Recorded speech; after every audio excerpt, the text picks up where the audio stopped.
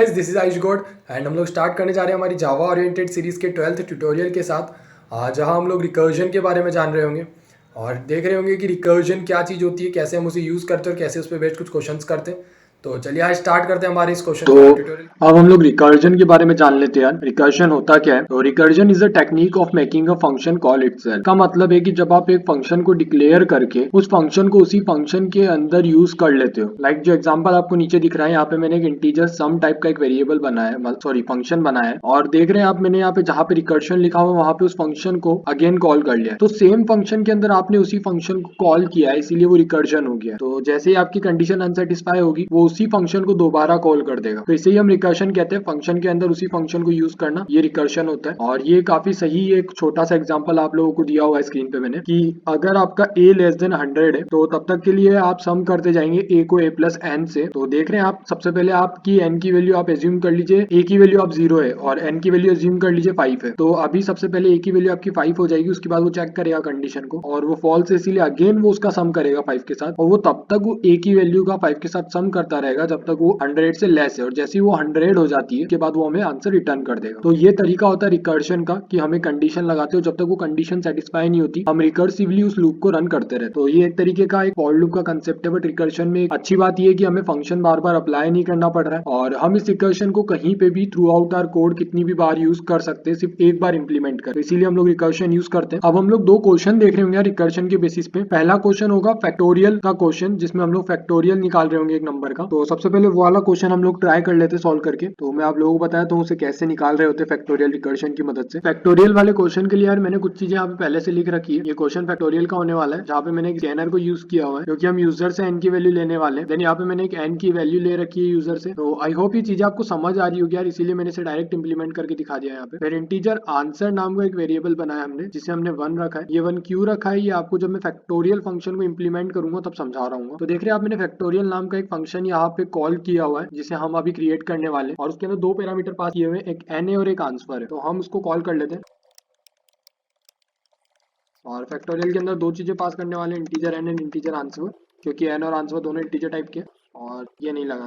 और अब हम लोग स्टार्ट करते हैं हमारे इस फंक्शन के साथ। तो इस फंक्शन में हमें करना क्या है यार, कि हमें एक कॉल बैक लेना है, और कॉल बैक में हम लोग पूछ रहे होंगे कि इफ अगर आपकी एन की वैल्यू 1 से बड़ी या बराबर है तो आप इस लूप में जाएंगे, अनअदरवाइज आप इस ब्लॉक को फॉलो करें। अब जब आपकी एन की वैल्यू 1 से बड़ी है या बराबर है तो आप लोग क्या कर रहे होंगे यार, आपका आंसर जो होगा वो हो चुका होगा answer is equals to answer multiply with N, और उसके बाद आप अगेन फैक्टोरियल को कॉल कर लेंगे, और इस बार आप फैक्टोरियल में एन की जगह एन माइनस 1 भेजेंगे। राइट, ये थोड़ा सा कंफ्यूजिंग हो रहा होगा आप लोगों के लिए, मैं जानता हूँ। तो मैं अभी आप लोगों को इसको क्लियर कर दूंगा ज्यादा।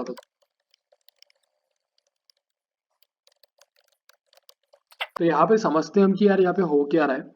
तो यहाँ पे ये है कि सबसे पहले जब वो n इजिकल्स टू 3 के लिए अगर हम एज्यूम करें तो n इजिकल्स टू 3 के लिए वो इसके अंदर आएगा, फंक्शन के अंदर चेक करेगा कि क्या मेरा इफ ब्लॉक में n इजिकल्स टू 3 है, क्या वो 1 से बड़ा है या बराबर है। तो उसने कहा हाँ है, तो इसीलिए वो अंदर आया लूप के, और उसने बोला कि आंसर इजिकल्स टू, समझना यहाँ पे मैं कमेंट सेक्शन के अंदर आंसर की वैल्यूज लिखते चल रहा हूँ। तो सबसे पहले आपका आंसर हो जाएगा आंसर इजिकल्स टू, आंसर है आपका 1 और ये है आपका 3। तो 1 मल्टीप्लाइड विथ 3 आपको 3 दे देगा। राइट, तो पहली बार जब उसने रन किया तो उसने आपको 3 दे दिया। राइट, अब वो अगेन इधर गया फैक्टोरियल की स्टेटमेंट पे और उसने बोला कि अभी भी मेरा n 1 से बड़ा है या बराबर है, बराबर नहीं है। तो हम लोग बोलेंगे कि ठीक है आप n माइनस 1 कर दीजिए अब की बार, और उसके लिए फिर से फैक्टोरियल निकालिए। ठीक है, तो n माइनस 1 के लिए क्या हो रहा होगा कि अब की बार मेरी आंसर की वैल्यू मैंने जब पास करी है तो यहाँ पे आंसर के अंदर 1 नहीं गया, यहाँ पे आंसर के अंदर आपका गया ये 3। तो अब क्या होगा ना कि जब आप इसे कॉल कर रहे होंगे answer is equals to answer multiply 3, तो आंसर की वैल्यू इस बार 3 हो चुकी है और मल्टीप्लाइड विथ, और आपने 2 पास किया इस बार क्योंकि आपने n माइनस 1 पास किया था पिछले वाले के अंदर, और n माइनस 1 का मतलब आप समझ रहे हैं कि पहले n 3 था तो अब 2 हो चुका होगा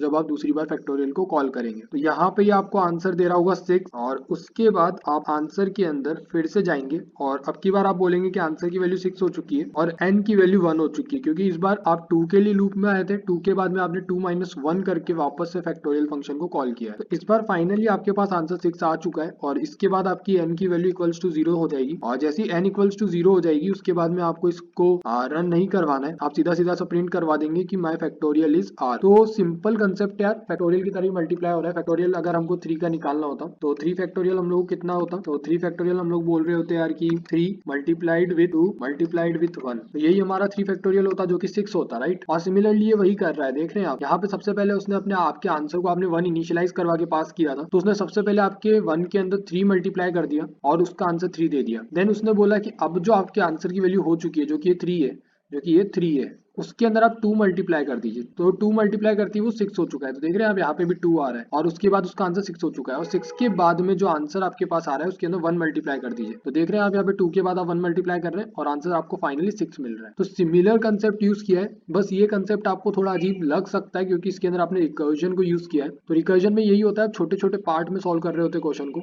आपने एक मूव के लिए इसको सॉल्व किया, देन अगेन आप रिकर्सिवली फंक्शन को यूज करते हैं और दूसरा मूव सॉल्व करते हैं उसका। तो इसे प्रिंट करवा के बता देता हूँ, उससे पहले मैं स्टैंडर्ड इनपुट ले लेता हूँ। तो मैंने यहाँ पे 3 का फैक्टोरियल प्रिंट कराने के लिए 3 का इनपुट ले रखा है और मैं जानना चाहता हूँ कि यहाँ पे आउटपुट क्या आता है। तो देयर इज एन एरर और ये बोल रहा है वेरिएबल आर डिफाइन नहीं है। ओके, हम लोगों ने यहाँ पे आर डिफाइन कर रखा है यार, देख रहे हैं आप यहाँ पे आर डिफाइंड है, तो हमें इसकी जगह आंसर को डिफाइन करना है और अब हम एग्जीक्यूट कर सकते हैं। देख रहे हैं आप the factorial is 6, factorial 6 print हो चुका है। अब अगर इसी की जगह मैं 5 का फैक्टोरियल लेना चाहता तो क्या आता, एग्जीक्यूट कर लेते। तो देख रहे हैं आप 120 प्रिंट हो चुका है, तो ये सही से फैक्टोरियल्स प्रिंट कर रहा है। अब हम लोग देखते हैं यार हमारे दूसरा क्वेश्चन। तो अब हम लोग हमारा सेकंड क्वेश्चन देख लेते हैं यार, जहाँ पे हम लोग डेसिमल टू बाइनरी कन्वर्जन देखेंगे रिकर्जन को यूज करके। तो उसका कंसेप्ट देख लेते हैं एक बार कि कैसे आप एक डेसिमल नंबर को बाइनरी में कन्वर्ट करते हैं। तो उसका कंसेप्ट बहुत सिंपल सा है कि आपको एक n दिया हुआ है, n इक्वल्स टू 9, एज्यूम कर लीजिए आपने n यही लिया है अभी। तो आप इस 9 को बाइनरी में कैसे कन्वर्ट कर रहे होंगे, तो जो भी नंबर आपके पास है आप उसे सबसे पहले 2 से डिवाइड करिए और उसके बाद उसका रिमाइंडर स्टोर करवा लीजिए यहाँ पे, और फिर पता कीजिए कि क्या डिवाइड करने के बाद भी आपकी n की वैल्यू 1 से बड़ी है। तो अगर है तो फिर से उसे डिवाइड कीजिए 2 से और उसका रिमाइंडर स्टोर करवा लीजिए और तब तक डिवाइड करते रहिए जब तक आपकी n की वैल्यू 1 नहीं हो जाती हो। जैसे ही आपकी n की वैल्यू 1 हो जाती है तो वो आपके डिवीजन की लास्ट स्टेज होती है जिसके बाद आप रिमाइंडर नहीं निकाल रहे होते। तो जैसे ही 1 हो गई है उसके बाद आपने लास्ट टाइम यहाँ पे रिमाइंडर 1 स्टोर करवा लिया है और उसके बाद आपने आगे डिवीजन नहीं किया है इसका। तो अब यार हम लोग इसे स्टोर कैसे करवा रहे होंगे ये बता देता हूँ। तो जैसे जैसे आपके पास वैल्यूज आती जाती है रिमाइंडर की, उसको आप एक के बाद एक स्टोर करवाते जाते हैं लेकिन अपोजिट ऑर्डर में। मानिए कि जो आपके पास वैल्यू सबसे पहले आएगी वो आपकी स्ट्रिंग की सबसे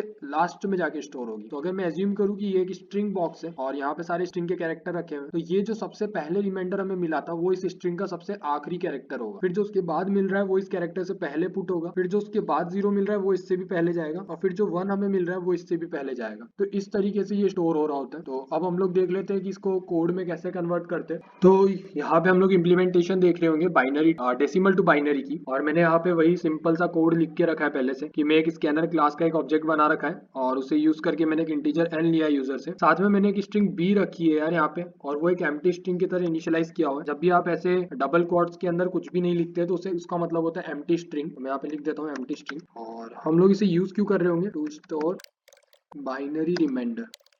तो जैसे जैसे हमें कोई भी रिमाइंडर मिल रहा होगा हम लोग इसके अंदर स्टोर करवाते जाएंगे उस रिमाइंडर को। और डेसिमल टू बाइनरी, तो मैंने यहाँ पे एक फंक्शन लिख के रखा है डेसिमल टू बाइनरी, n और b पास करना होगा मुझे उसके अंदर। तो मैं यहाँ पे एक फंक्शन बना लेता हूँ पब्लिक स्टैटिक वॉइड, और फिर मैं यहाँ लिख देता हूँ यार डेसिमल टू बाइनरी, और उसके बाद मैं दो चीजें पास कर रहा हूँ, एक तो इंटीजर n पास कर रहा हूँ और दूसरा होगा स्ट्रिंग b, क्योंकि b आपका स्ट्रिंग टाइप का है तो स्ट्रिंग आर्ग्यूमेंट पास करना है। तो जैसा कि मैंने पिछली बार मेथड बताते टाइम आपको बताया था कि जरूरी नहीं है कि आप सेम टाइप के ही पैरामीटर पास करें, आप डिफरेंट टाइप के पैरामीटर्स पास कर सकते हैं। तो यहाँ पे सिमिलर काम हो रहा है। अब हम लोग देखने वाले कि कैसे इसको कन्वर्ट करते हैं। तो जैसा कि मैंने आप लोगों को बताया था कि कंडीशन ये होती है कि अगर आपका n 1 के बराबर नहीं है, अगर आपका n 1 के बराबर नहीं है तो आप उस n को डिवाइड करते हैं 2 से, रिमाइंडर निकालते हैं सबसे पहले तो जब आपको रिमाइंडर निकालना होता है तो आप मॉड्यूलो ऑपरेटर का यूज कर रहे होते हैं। तो जैसा कि मैंने आप लोगों को बताया था जब मैं अरिथमेटिक ऑपरेटर्स की बात कर रहा था तब, कि आपको अगर n का रिमाइंडर बताना है किसी भी वैल्यू के साथ डिवाइड करने पे, तो ऐसे मिल रहा होता है आपको कि n मॉड्यूलो 2। यहाँ पे इफ नहीं लिखेंगे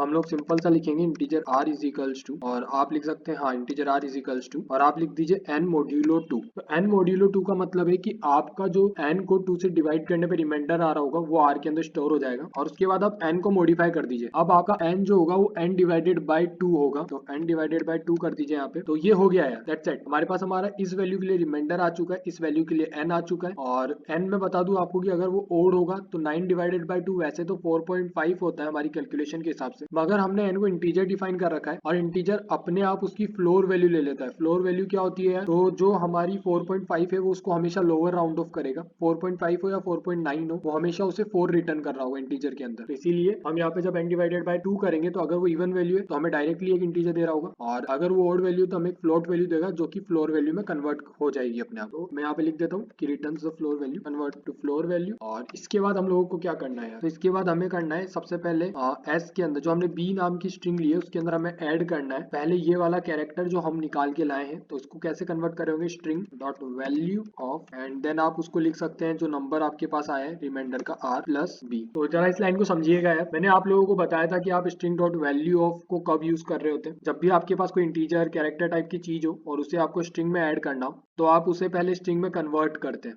तो कन्वर्ट करने के लिए यहाँ पे हम लोग क्या यूज करेंगे, स्ट्रिंग डॉट वैल्यू ऑफ, और पैरामीटर मैंने r पास कर दिया है तो उस r इंटीजर वैल्यू को स्ट्रिंग के अंदर कन्वर्ट कर देगा, और फिर मैंने आगे उसको कॉन्केटिनेट करा दिया बी स्ट्रिंग के साथ। अब इसका मतलब समझिएगा क्या होगा, पहले मैं एक बार आपको और बता देता हूँ इस चीज को करके, एक बार पूरा कर लेते हैं इस फंक्शन को। डेसिमल टू BINA बाइनरी, और यहाँ पे अब की बार फिर से आप n पास करेंगे, लेकिन ये n आपका मॉडिफाई हो चुका है, और b पास करेंगे और b भी आपका मॉडिफाई हो चुका है। और एल्स केस में आप system dot out dot println करवा रहे होंगे, और यहाँ पे मैं लिख देता हूँ BINA बाइनरी नंबर, और यहाँ पे प्लस का कॉन्केटिनेशन साइन। और अब हम लोग इसे एग्जीक्यूट करके देखेंगे, और मैं n लिख देता हूँ कि आप किसका बाइनरी नंबर कन्वर्ट करवा लेंगे। तो 9 के लिए हम इसे कन्वर्ट करवा लेते हैं यार एक बार।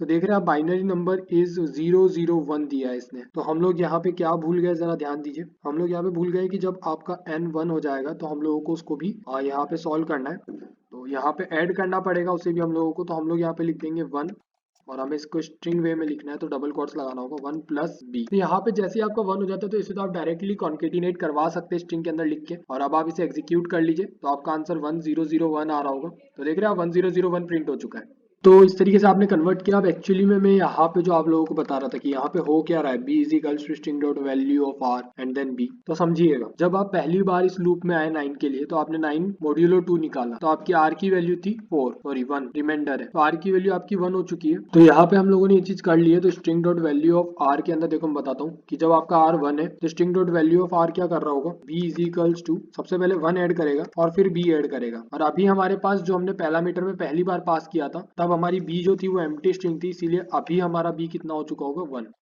तो अभी के लिए हमारा b 1 हो चुका है, राइट।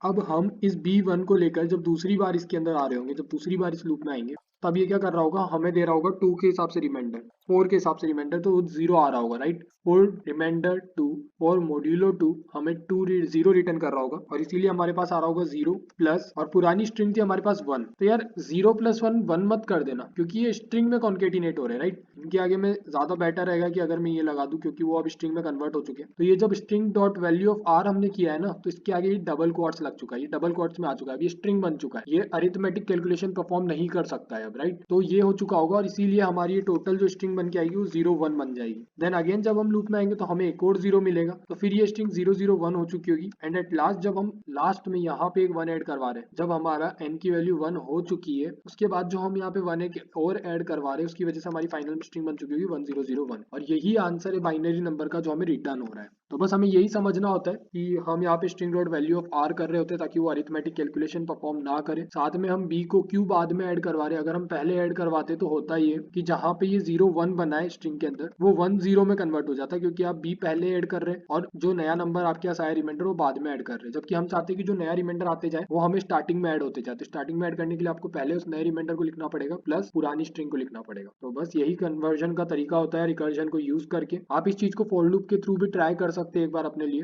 और वैसे कि मैंने आप लोगों को एनिमेटेड वीडियो दिखाई दिया था, इससे पहले एक एनिमेशन दिखाई दिया था जिसके अंदर ये काफी हद तक क्लियर था कि कैसे आप कन्वर्ट करके कहाँ पे स्टोर करवा रहे होते हैं। तो आई होप ये चीज आपको समझ में आ गई होगी, और अगर कोई दिक्कत आ रही है या कोई प्रॉब्लम आ रही है तो कमेंट सेक्शन में बताना ना भूलिएगा यार। नेक्स्ट वीडियो में हम लोग किसी और क्वेश्चन के बारे में बात कर रहे होंगे रिकर्जन पे बेस्ड। तो मिलते हैं अगले वीडियो में, तब तक के लिए बाय।